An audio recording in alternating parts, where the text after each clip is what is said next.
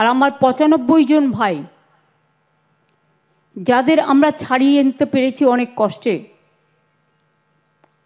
আমি এটা জানতাম না, কয়েকজন খুঁড়িয়ে খুঁড়িয়ে হাঁটছিলেন, সবাই নয়। আমি জিজ্ঞেস করলাম, খুঁড়িয়ে খুঁড়িয়ে হাঁটছেন কেন? তারা বলতে চায়নি।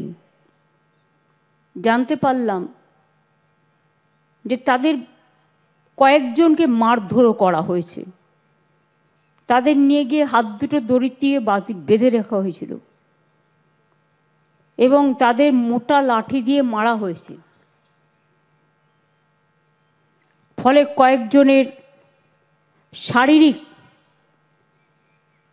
যে কোমর থেকে পা পর্যন্ত চোট, জামা কাপড় পরে আছে বলে বোঝা যাচ্ছে না, তারা কাঁদছিল বলে জিজ্ঞেস করছিলাম, বুঝতে পেরেছিলাম।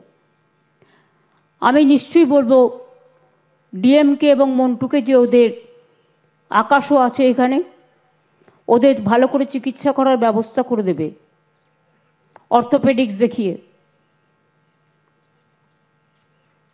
এবং তারপরে যাই হোক, ওনাদের একটা লঞ্চ এখানে চলে আসে, লঞ্চ না ট্রলার বাংলাদেশের। অনেক সময় কি হয়, জলের মধ্যে না সীমানা ঠিক করতে পারে না, পথ হারিয়ে যায়, ঝড় হলে পথ হারিয়ে যায়, ভুলে যায়। কিন্তু আমরা বারণ করব মহাজনদেরও, এবং বিশেষ করে যারা এই ট্রলারে যাতায়াত করেন মাছ তোলার জন্য, আপনারা কখনোই আমাদের সীমানার বাইরে যাবেন না। তাতে মাছ উঠলে উঠবে, না উঠলে না উঠবে, আগে জীবন বাঁচবে। জীবন বেঁচে থাকলে অনেক মাছ পাবেন। এই যে 2 মাস জেলে ছিলেন, তাতে আপনার পরিবারদের কষ্ট হয়নি, আপনাদের কষ্ট হয়নি, যারা মার খেয়েছেন তাদের কষ্ট হয়নি। একটা অনিশ্চিত ভবিষ্যতের দিকে আপনারা গেছিলেন। তারপরে বাংলাদেশের ট্রলার ইতিমধ্যে প্রায় মাসখানেক আগে আমাদের সীমানায় ঢুকে পড়ে। কিন্তু তারা অসুস্থ হয়েছিল, আমরা তাদের ভালো করে চিকিৎসা করাই এবং তাদের আমরা খুব যত্ন করে রেখেছিলাম এবং তাদের আমরা ফেরতও দিয়েছি। তখন ওরা বুঝতে পারল যে আমাদের লোকও তো ওখানে আটকে আছে। দুদেশই মৈত্রীর বন্ধনে আবদ্ধ থাক, এটা আমি নিশ্চয়ই চাই।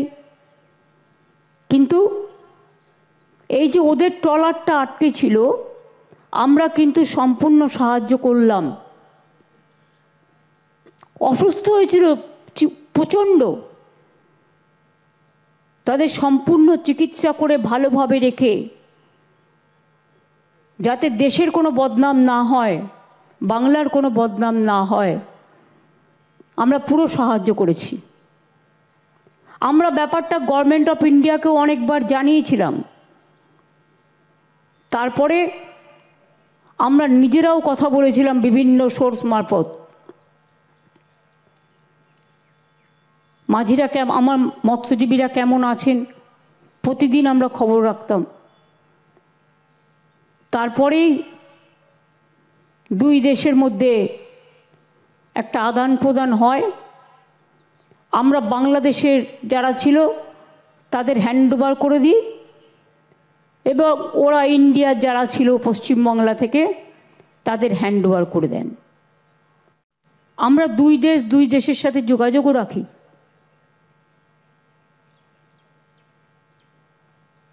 এবং তারপর